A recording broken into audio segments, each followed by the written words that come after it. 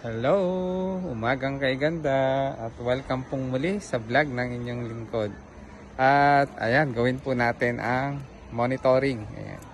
So, dahil dadaan po ang weekend, ay dadagdagan po natin ng solution ng ating mga hydroponics. So ayan po, ito na po yung ating new sets or batch of lettuce. Ayan. So, kung may tatanong niyo po, sila po ay 15 days old na. Ayan, o, di ba? Lumalaki na po sila.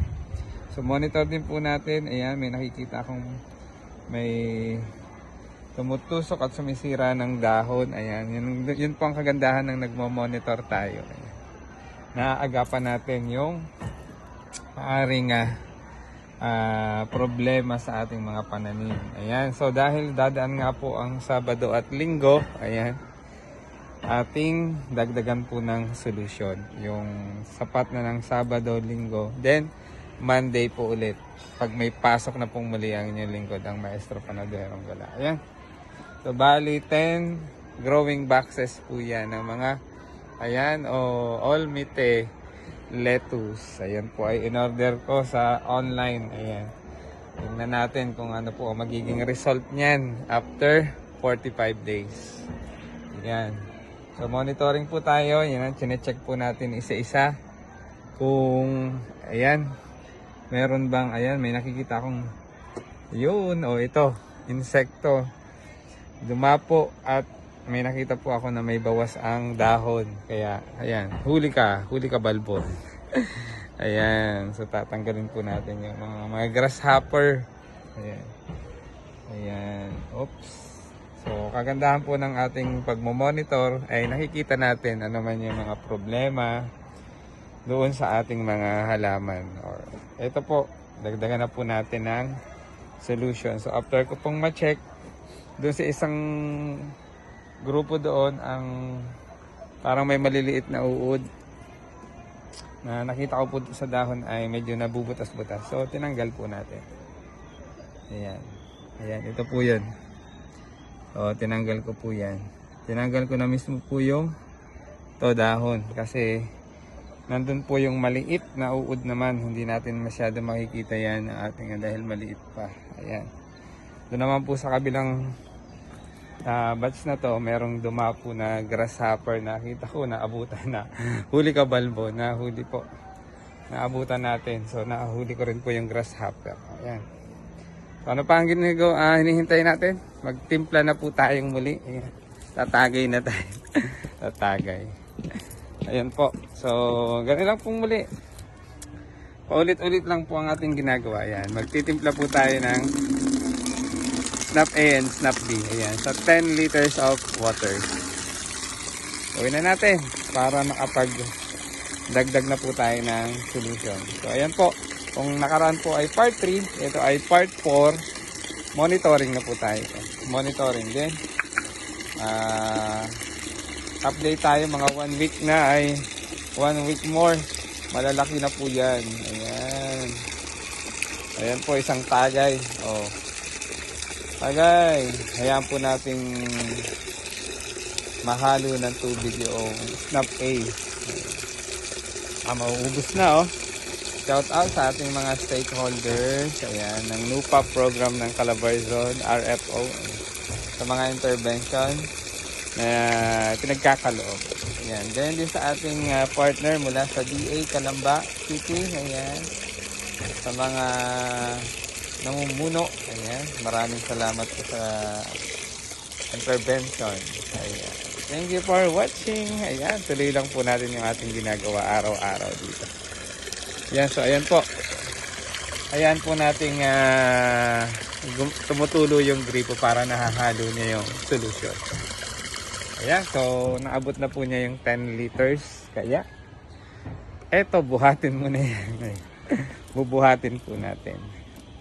At syempre, ayan, dagdagan na po natin ang solution. Dahil habang lumalaki po ang ating mga lettuce, ayan. So, ibig sabihin, ito po ay 15 days na. 15 days old. So, ibig sabihin, 1 month more 30 days na lang po ang hihintayin natin para mag-harvest. Ayan. Dagdagan po natin ang solution. O, tingnan nyo po. Ang kagandahan po ng meron tayong bakanting isa, ayan, doon natin inilalagay itong mga solution. So, hindi na po nagagalaw. Ayan. So, hindi na po nagagalaw yung ating mga lettuce. Kasi minsan po pagka, halimbawa, pag puno ito, you need. Kailangan mo pang tanggalin po ito para mailagay natin yung solution. Pero kapag tulad po nung ginagawa ko, ayan, hydroponics tips, ayan. So, direkta na po natin inilalagay. Hindi na po nagagalaw yung mga roots o yung mga lettuce na sa kanilang permanenteng lalagyan. O, di ba? Okay lang po yun na may bakanting isa. Yeah, thank you for watching. Ayan, so kapag naman po tayo nagdadagdag ng solution, siguraduhin lang po natin na enough lang po ulit yung solution na nila. Tulad po niyan, ayan. So okay na po yun. Nakita ko na po na abot na po yung or sapat na po yung dami ng solution. Ayan. Dito naman tayo sa pangalawa. Ayan, o tingnan nyo po, dire-diretso lang. Dire-diretso lang. So, ganun pa rin po ito hanggang sa matapos ko po yung 10 boxes, growing boxes. Ayan. So, pag naubos, syempre magtitimpla po muli tayo. Ganun lang po kadali pagdating sa hydroponics or hydroponics gardening. Soilless, napakadali. Ayan. So, after nating mag-monitor, ayan, maglagay nito, okay na. Ayan. Chillax lang po. Unlike doon po sa ating ayan, pangatlo na po tayo. Unlike po doon sa ating mga garden plot, mayroon po rin pong tumutubo doon ng mga damo. Eh dito wala naman po. Ang problema lang po dito, yun nga, may mga insekto minsan. Although kahit po ito ay protected ng net, hindi po maiwasan na may mga ilan-ilan na alulusot na mga grasshopper, minsan paru-paro or butterfly. Ayan. So hindi po yun may iwasan. Kasi po minsan pagka may pumapasok, hindi agad na isasara yung ating pintuan. Ayan, meron tumutubo. Ganon din po.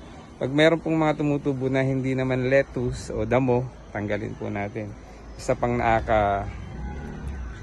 nakaka-kompetensya, nakakaagaw, ayan, ng nutrients na kailangan ng mga halaman.